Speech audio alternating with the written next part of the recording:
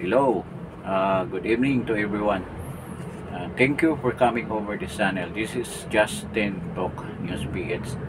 Magandang gabi rin doon sa mga would-be subscribers natin na please share, like, and subscribe this channel.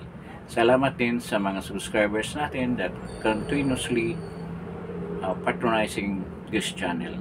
I hope you will continue visiting or viewing our vlogs with regards to the political events and news happening in our country on a daily basis. Ngayong gabi na to, we will be talking about yung mga pronouncements ni ating Pangulo na si Bongbong Marcos. Kahapon yata ito nangyari doon sa Mactan, Cebu. They were inaugurating ng isang structure doon, an improvement doon sa Mactan Airport, and he was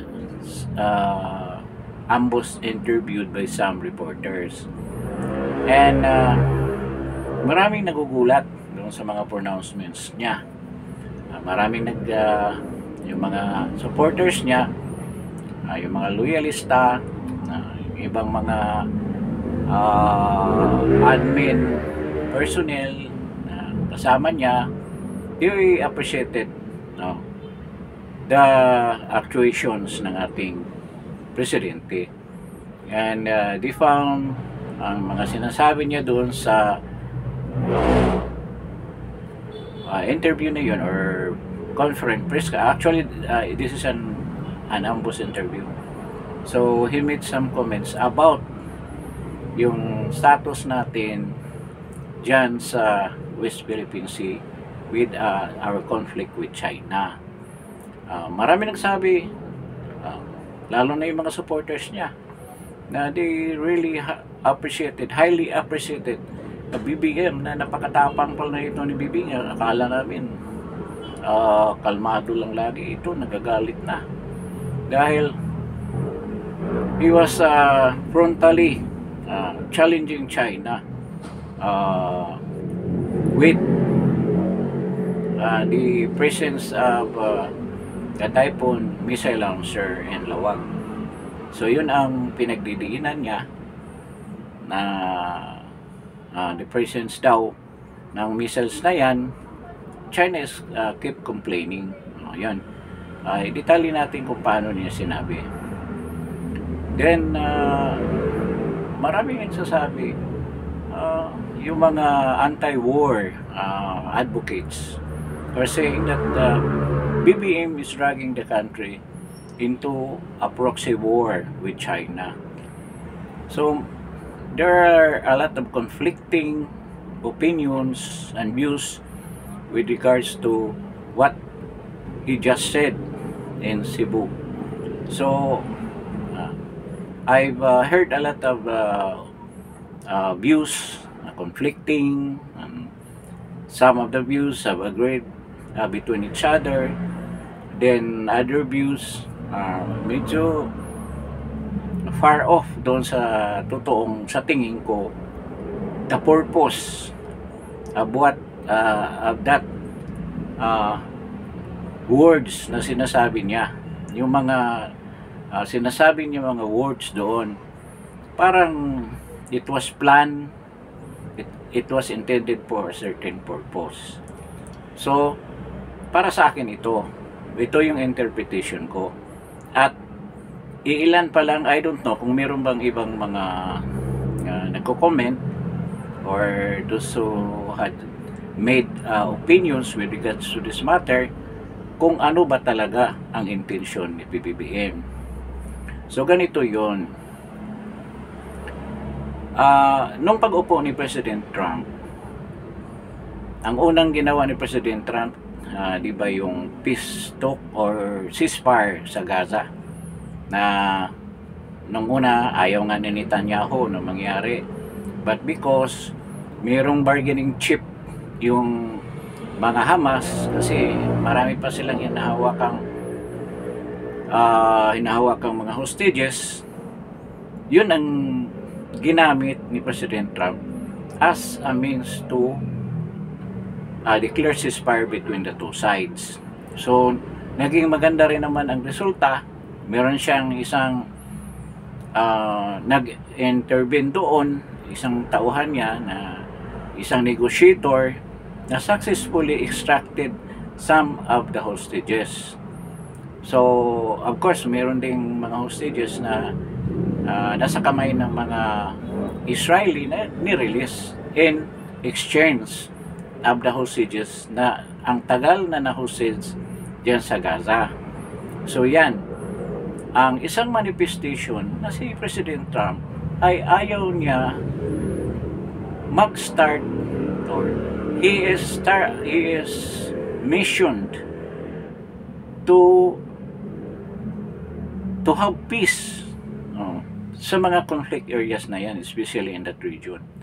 So, yan ang sabi niya, parang kung sa madaling salita, no to war, yes to peace. Kasi alam, we should remember na si President Trump is a businessman, and if war exists in that certain area, walang business dyan. So yan ang polisiya niya na talagang sinusunod niya, na he don't want any conflict or any war in a certain region that will drain the money, the coffers, the resources of the US dahil sa gera na yan, hindi naman nila kailangan. So yun. Now he is also targeting na magkaroon din ng the same happening ang mangyari dyan sa Ukraine, between the Ukrainians, between Zelensky and President Putin of Russia. So a lot of mga negotiator are working behind the scene to achieve that mission of declaring ceasefire in Ukraine, between Russia and Ukraine. So nakita natin talaga ang policy ni President Trump is no to war.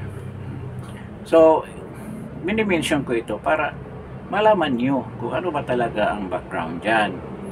So ito, it is not an exception for the region, the Asian region, to be not to go into war between the two parties, which involved din ang US at saka ang China.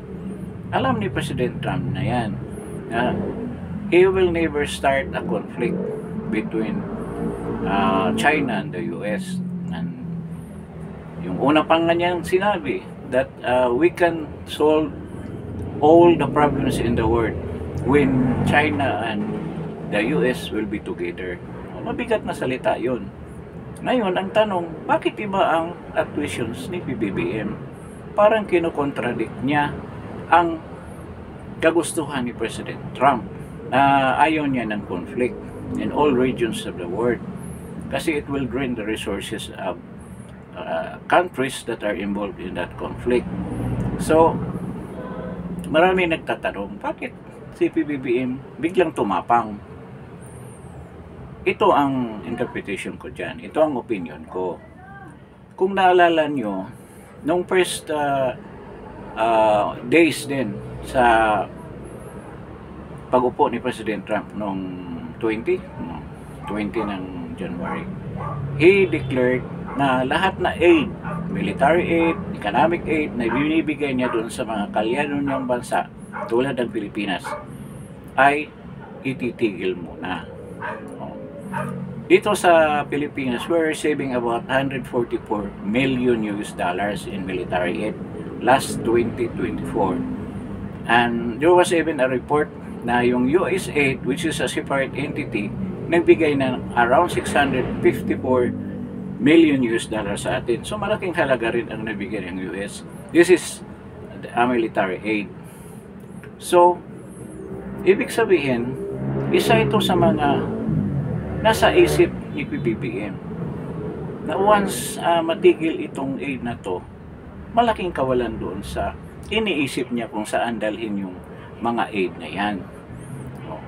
Wala na ba tayong nakikita na improvement sa military natin? I don't know kung meron bang report kung saan ginastos itong mga halaga na to, na it was confirmed by the US government na binigay niya sa ating gobyerno noong 2024.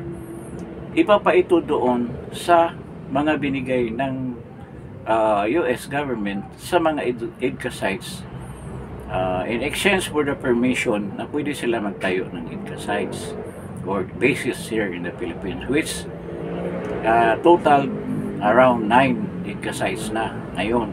Yan ang confirmed na number of EDCA sites dito existing in the Philippines right now. Ngayon, bakit nasabi ko na iba yung intention ni PBBM? Unang intention niya, yung aid matigil. Pangalawa, this is to sabihin na natin, this is to bring the attention of President Trump na right now the Philippines is under threat ng China. Gusto niya ilagay sa isip to make President Trump aware na we are in a situation na we were about to be sabihin na natin na yung mga teritoryo niya talagang kukunin ng China. So we need those aid and we need those missiles to protect ourselves. Parang ganun ang nangyari. Parang yung mga sinasabi niya para lang maging aware si President Trump na ito ang situation, which is not the situation, at katotohanan na lang. At hindi na mahirap gawin natin bobo ang American intelligence, ang US intelligence network. Alam nila kung anong pangyayari dito. Kaya kung anong mga senaryo na gusto ipalabas ni BBM, baliwala yan, alam nila eh. Yan talagang gumagawa ka lang ng eksena na kunwari pinasok na tayo ng mga Chinese, yung mga fisherman natin, hindi na pinahintulutan mga isda, ang mga barko natin binabangga with the fact, ang totoo, the fact is tayo ang bumangga sa mga barko nila. We are intentionally provoking sa mga Chinese Coast Guard vessels. It was proven many times sa mga videos na tayo ang talagang naghanap na magkaroon ng banggaan dyan sa West Philippine Sea, sa South China Sea. Hindi ko naman ibig sabihin na pabayaan natin yung teritoryo natin yan, but there are ways na mapakinabangan natin na hindi tayo magkagulo. Tulad ng ginawa ni President Duterte, yun ang tamang paraan. Dapat diplomasya. Napaka-conflicting at contradicting. Naalala nyo na mga ilang araw pa lang nagsabi siya na, I think 2 weeks ago, sabi niya na we use civilian vessels dahil dapat mag-usap tayo sa China. Ngayon, iba na naman yung pronouncement niya, mga actuation niya, na we need those missiles. Na ito pa, isulit daw niya yung missiles na yan. Kung ang China aalis dyan, hindi na siya magpupubok hindi na siya maging aggressive against sa our PCG ships, at saka i-allow nila yung mga fisherman na mangingisda. Hindi ba inaalaw? Kausapin mo yung mga taga-Mariveles na mga mangingisda. Nangingisda pa rin sila dyan. Kaso, dyan sa Scarborough, bawal pumasok doon sa lagoon dahil yun ang pangitlugan ng mga isda. Pinagbawalan yun ng mga Chinese para ma-preserve yung lugar na yan. Dyan nangingisda ang mga isda dyan sa lagoon na yan. So pwede ka mangisda sa palibot ng Scarborough Shoal, sa shoal. Hindi ka naman sinisita eh. Di ba, maraming beses pa nga nangyari na this is not to defend China. Ayaw ko rin ang China makialam dyan. Kasi ating easy yan. Pero dahil nga mayroong conflict, and they are claiming dyan sa 9 dash line nila, they have a historical position of that area. So nagko-conflict. Nagkaroon na nga tayo ng arbitral hearing dyan. May arbitral decision na yan. Di naman sinabi na atin yan as a territory. Atin yan as an economic zone exclusive sa atin. But yan nga ang inaayawan ng China. Kasi yung hearing yan doon sa Hague, tayo lang ang nandoon. Wala naman ang China doon. Paano? Yun na unilateral lang yun, hindi bicameral agreement. So, napakasimple. Hindi nga nag-agree ang China kaya hindi sila umatin sa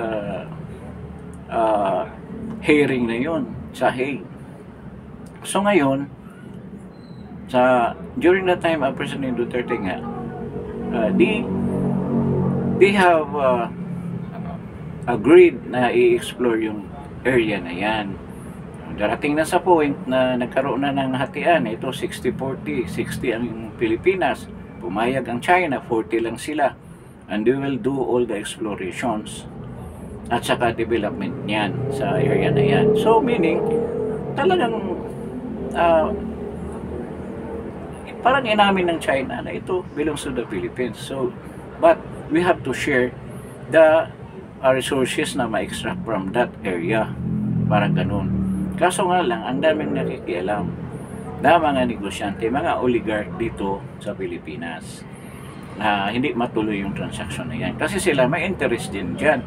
Kasi sila may mga sariling oil companies tulad ni Pangilinan, di ba? Yung namatay na isang yun ang pinaka presidente yata sa company na yan. Ano bang tawag ng ni Pangilinan? Oil company that is interested in exploring that area. Meron silang isang, I think, American company rin na kasama. Kaya silang pumigil using Tidiloxen. Kasi si Tidiloxen talaga ang nagpigil dyan na hindi maituloy yan. Hanggang inabutan na lang ng pagkatapos ng termino ni PRRD. Kaya hindi natuloy. So ngayon, itong mga provocations na yan, talagang sinadya yan na magiging ma-accept ni President Trump na kailangan natin ang tulong ng US para maprotektahan ang mga Pilipino. Yun ang gustong ipamukha ni PBBM sa mga pronouncement niya. Pero alam mo ba gaano katalino yan si Donald Trump?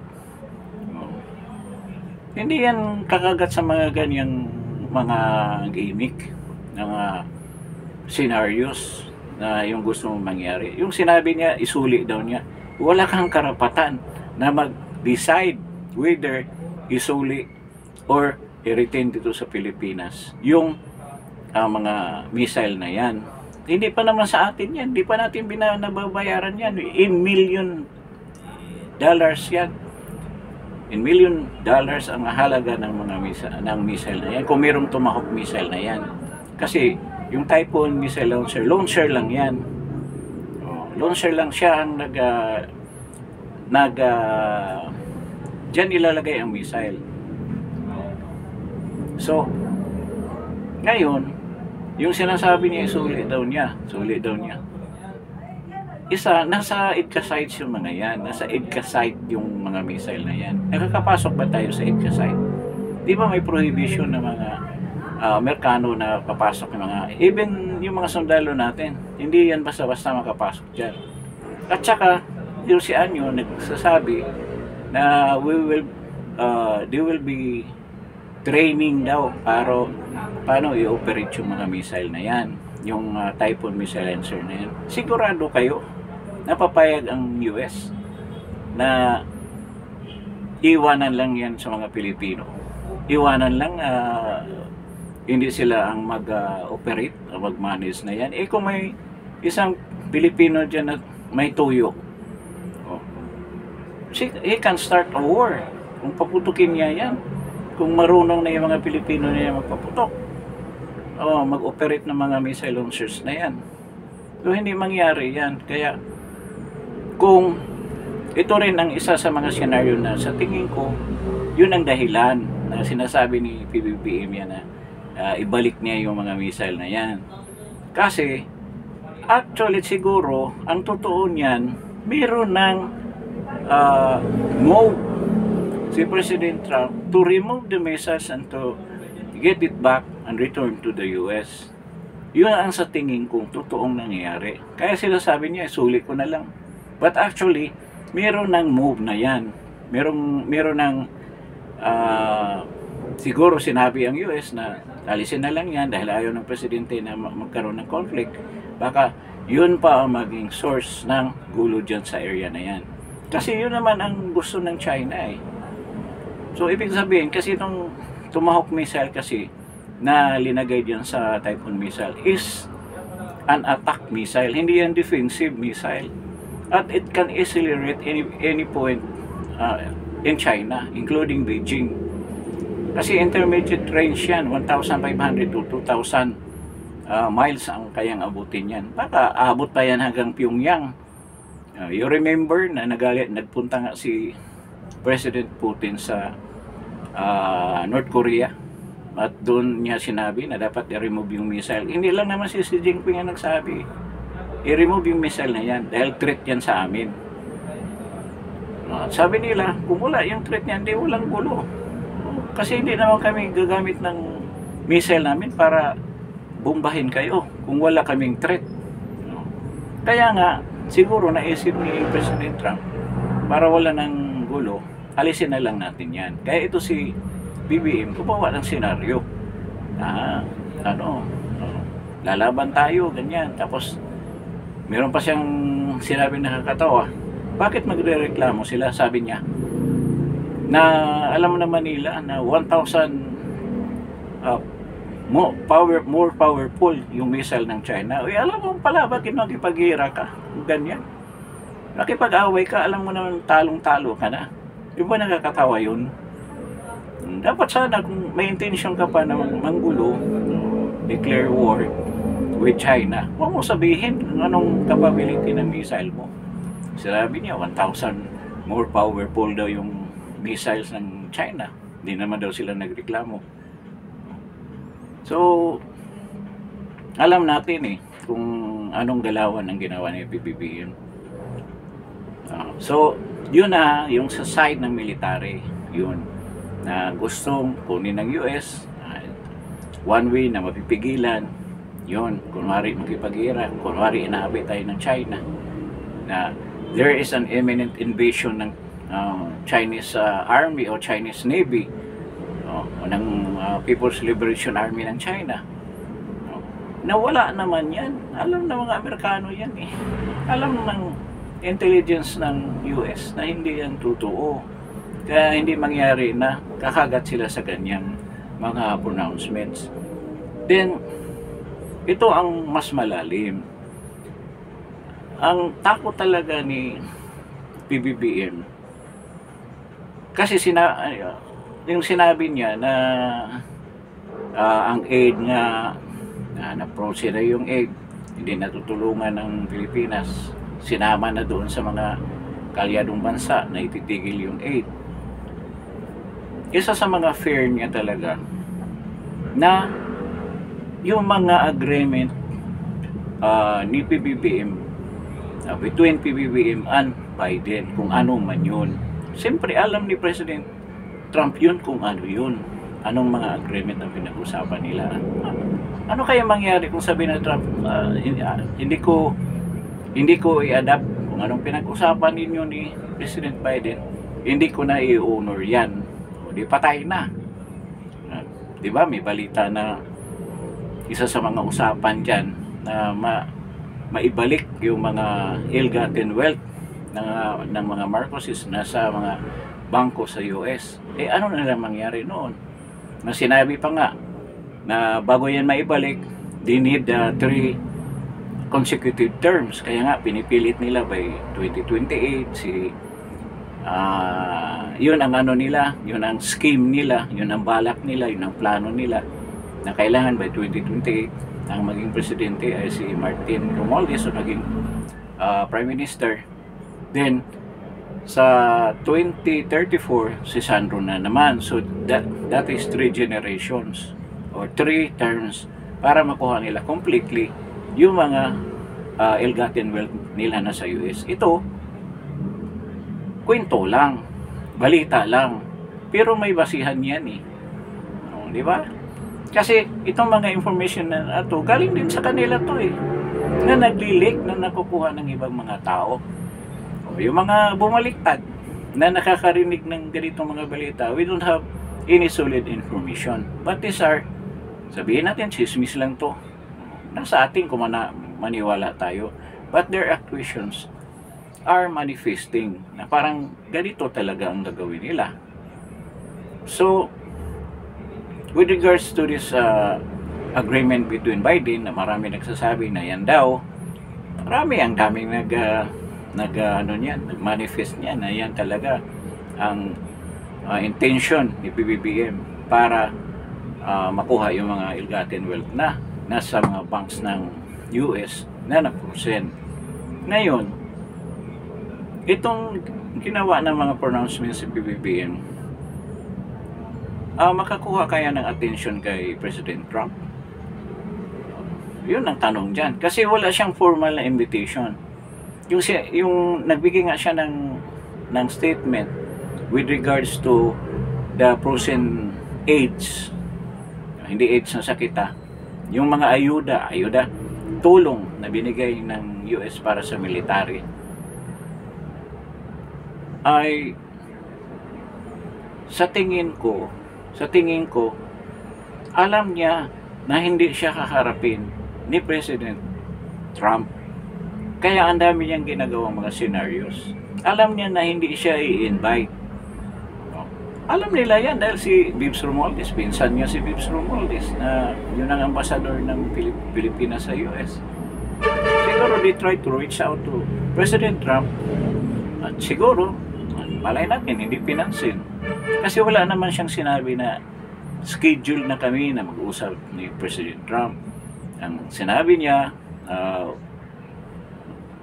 we will just wait kung ma-clear out na itong mga statement na to, kung maklaro na, then siya nagsabi na I will siguro makipag-schedule siya for a meeting with President Trump. Pero hindi galing yan kay President Trump. Galing sa side ni PBBM. Ngayon, ang tanong, the way, ito naman doon sa mga anti-BBM na nasa US, sabi nila, it will not happen. Kung it will happen, magkagulo daw yung kung saan man pupunta si BBM sa US. They will prepare a big rally to meet daw, yung mga US citizens na to na Pilipino, na sumali nga sa maisog rally dyan sa New York, sa Washington DC, at saka sa Los Angeles. Alam na natin kung sino namumuno sa mga areas na yan. And even galing sa Canada, they will meet daw kung pupunta doon si BBM. At meron na raw nabulong kay President Trump. I don't know kung totoo ba yun, na galing daw sa Filipino community na meron daw access kay President Trump with regards to yung vision ni PBBM na ayaw ni President Trump daw. I don't know kung gaano katotoo. O ilagay na lang natin, totoo yan. Itagilid ang intention ni PBBM na makipag-meet kay President Trump. Kung alam na ni President Trump na ganyan. Siguro dahil lang head of state siya, pwede sila mag-usap. But I don't know kung yung mga i-request niya susundin ni President Trump. Kasi tingnan mo yung ugali ni President Trump. Pag ayaw niya, ayaw talaga niya. Di ba? Nakikita mo. Tsaka ibang klase siya mag-criticize. Pupurihin muna niya bago i-criticize. Di ba? Mapansin mo yan, yung mga lahat ng mga governor sa US na galit siya. Pupurihin mo na niya yan, tapos biglang baliktad yung salita niya. Ganyan si President Trump. At saka hindi yan nangingimi na talagang pagsabihan ka kung anong ginawa mo na ayaw niya. Diretso yan magsalita. Para din si PRRD, ganun na ganun. So, yun yan ang mga tanong. Kung harapin ba siya ni President Trump, or kung hindi, kung maniwala si President Trump dun sa mga Filipino-Americans, mga US citizens na ayaw kay BBM, malalaman natin yan kung matuloy ang meeting ni PBBM at kay President Trump. Sa akin naman, but yun sa malaking talaga probability na magkita sila, kasi head of a nation to yung position ang pinag-usapan.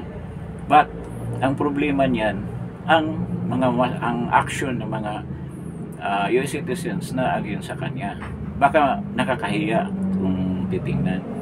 But all of these things, hindi pa naman natin alam kung ano talaga mangyayari. May probability na mangyari. So, ganyan yun. So, itong mga pronouncement ni PBBM is purely for show lang. For show, unang-una, para hindi patuloy ibigay yung aid. Pangalawa, yung threat ng China provocation sa atin, mid-up lang yan. Para ang Typhoon missile, nandito pa rin, hindi yan ipupull out ng US.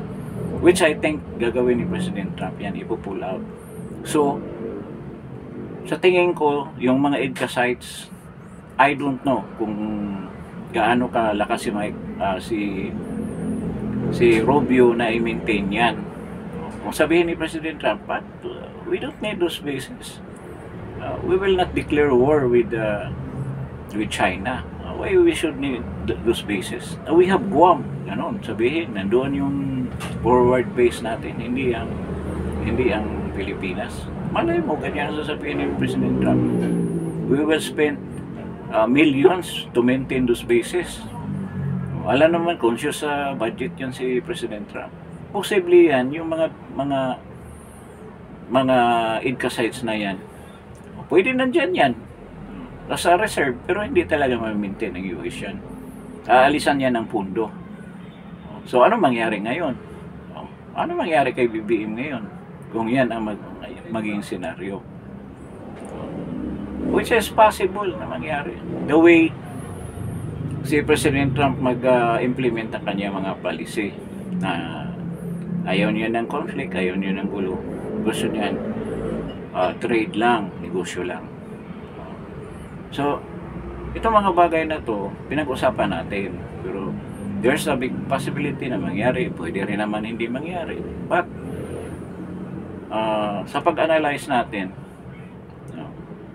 merong mga underlying reasons na sinasabi ni PBBM yun. But, para sa akin, yung probability na tama ako doon sa mga opinion ko ay malaki.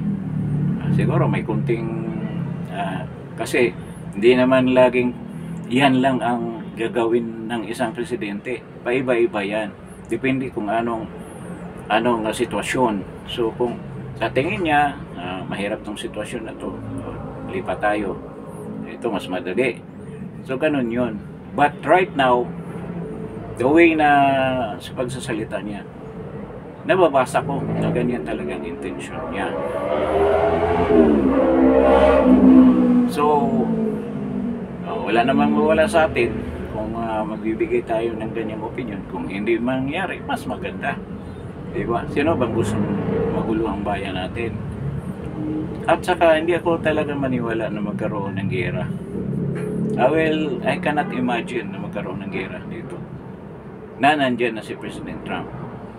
Hindi nga nangyari nung kapanahon ni Biden na napaka-agresibo ng military doon. Ngayon, ang deep state, yung lagi nang sinasabi, ang decision naman niya, deep state, yung mga nasa military manufacturing business, nagpipinan sila na mga ganyan. Sa tingin ko, hinahandle na yan ni President Trump.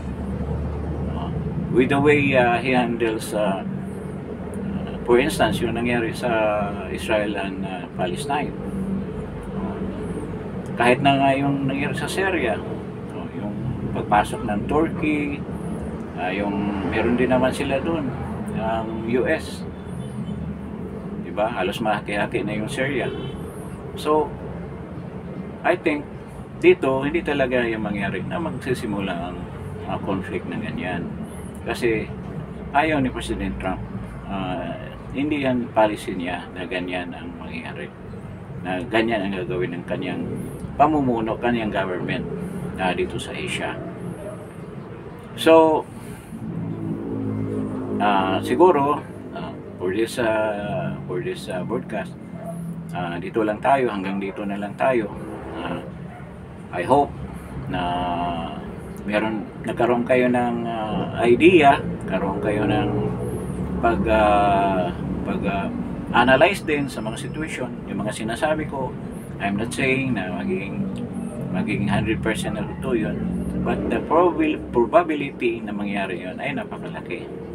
At saka nababasa natin yung mga ginagawa ni PBBM. So, dito na lang tayo. At thank you doon sa mga nanonood. At I hope yung mga hindi pa nakapag-subscribe, kindly subscribe, paki-subscribe naman. Then you like and then share this video. Doon naman sa mga subscribers na, thank you for coming over. And I'm hoping that you've meron kayong nalalaman na mga pangyayari dito sa ating bayan right now. Kasi parang itong panahon na to dito sa bayan natin, everything is fluid. Parang lumulutang lang ang lahat na pangyayari dito.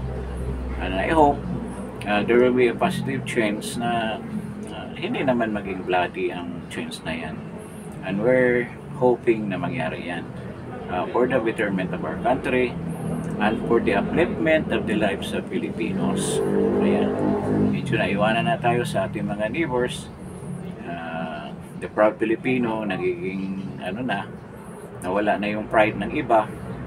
So I hope we can recover from this, sabihin na natin, disaster. So with this, maraming salamat sa pagdalaw ninyo. And again, this is Justin Talk News Speech.